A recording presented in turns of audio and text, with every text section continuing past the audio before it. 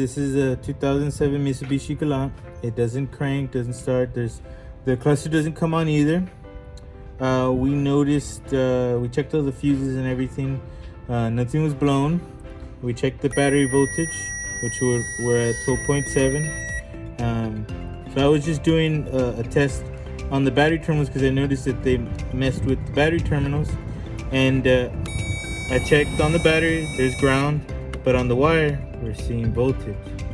So it's not closing the loop. So this is a simple test just to check to see if you're getting ground on the wire, which we're not. Even on the chassis ground, same thing, 9.8. So what you want to do is get your voltmeter, put it on continuity, and if you could hear when it's continuity, it will beep. Take the negative cable off. We're gonna see, so from here to here, we have continuity. From here to the terminal, we have no continuity. We have nothing. Same thing on the other side, no continuity. So the problem is we need to strip this, remove this old connector, and put a wire so it could get continuity to ground, so we could get ground throughout the system. And that should fix the problem.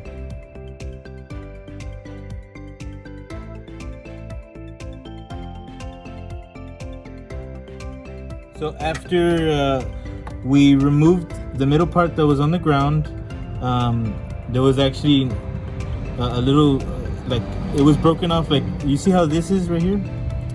That's what they left it on and put it in between here, which is all right, but you really don't want to do that. You actually want to cut the wire and strip it, get that off, and put it wire on here. If you're gonna change the terminal, which they did. So what we did is we did that. We cut that off, put the wire on here on the terminal. There's same terminal, and because their wire was much shorter, we had to add a new ground strap to the chassis. So that's what we did, and now the car turns on, it cranks and does everything that it should be doing.